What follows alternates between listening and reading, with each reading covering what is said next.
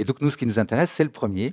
Et comme son nom l'indique, on a un onglet Pitch, ici, d'accord, et un onglet Time, ici. Ce qui rend beaucoup plus clair, vous vous souvenez, on avait déjà inversé et reverse avant, mais on ne savait jamais dans quel sens ça allait modifier les choses. Et là, effectivement, inverse, ça agit sur les notes, sur le pitch, donc ça va inverser le haut en bas. Et reverse, ça agit sur le temps, donc forcément, ça met le début à la fin. Au moins, c'est pratique. On peut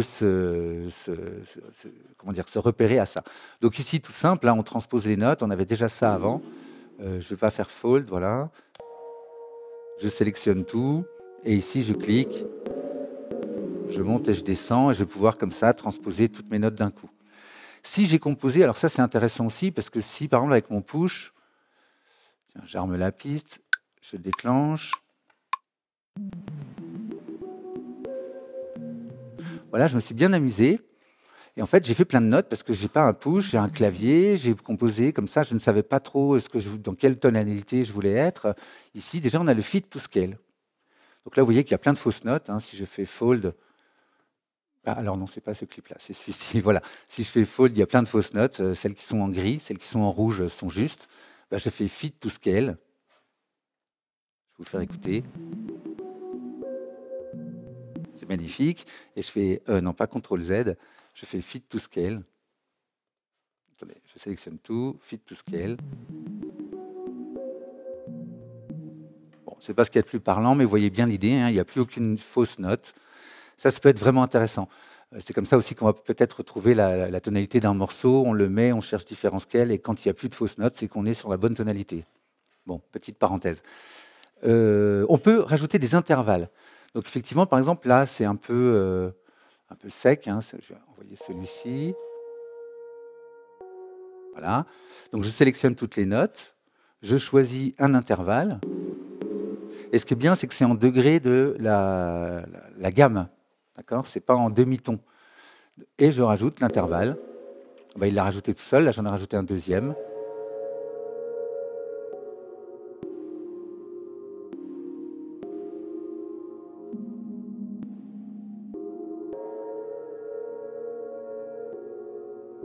Donc ça peut être un bon moyen, effectivement, de générer des accords comme ça, en lui demandant juste de rajouter des intervalles de degrés de la gamme, évidemment.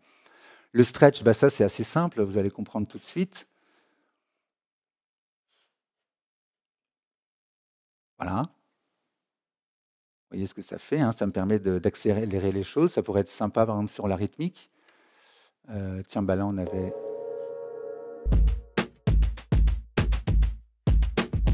Je me remets sur les notes ici, notes, enveloppe, MPE, là-haut. Je me remets sur les notes, je sélectionne tout, divisé par 2.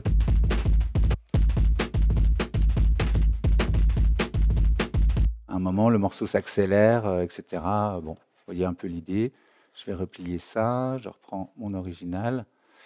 Donc on a divisé par 2 fois 2. On peut évidemment le faire à la main, mais vous verrez qu'il y a un outil qui nous permet de faire des accélérations, des décélérations. On verra ça tout à l'heure, qui peut être intéressant.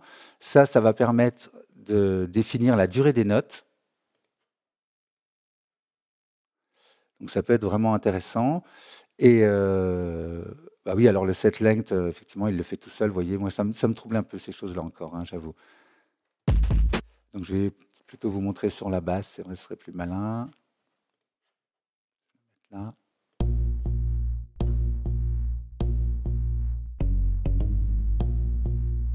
Je peux le mettre sur la grille, je peux les faire beaucoup plus courtes.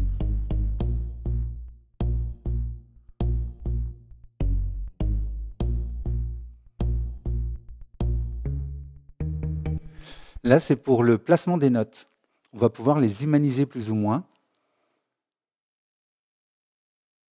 Ou on clique carrément sur Humanize pour obtenir plusieurs réglages. Je veux que ce soit humanisé à 30%, comme tout à l'heure. Je pourrais écouter avec le reste, par exemple. Alors, peut-être pas à ce moment-là.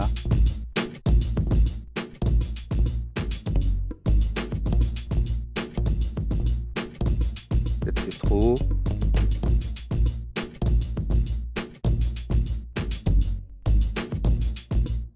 C'est pas mal là.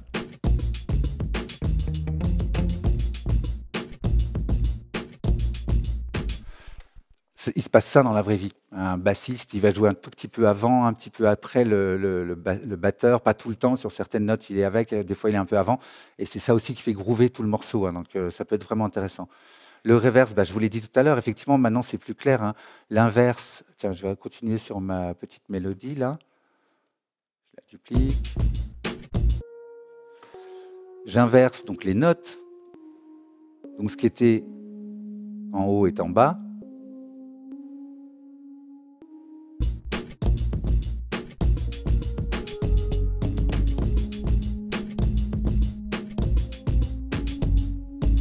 Et donc renverser, je vais le remettre à l'endroit. Renverser, c'est donc le début à la fin.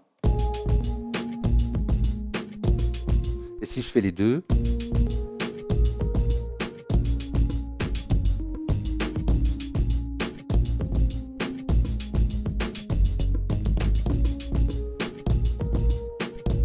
vous voyez que ça peut être intéressant pour créer effectivement des variations, couplet, refrain, peut-être rajouter des notes, on va voir ça juste après.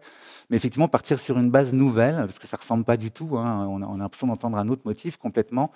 Donc voilà, ça peut, je vérifie que sur mes notes que je n'ai rien oublié. Oui, le legato, bien sûr, bah oui, non, mais le legato. Donc là, c'est le cas, hein, mes notes sont longues, mais si par exemple j'avais demandé à ce qu'il me requantifie les choses,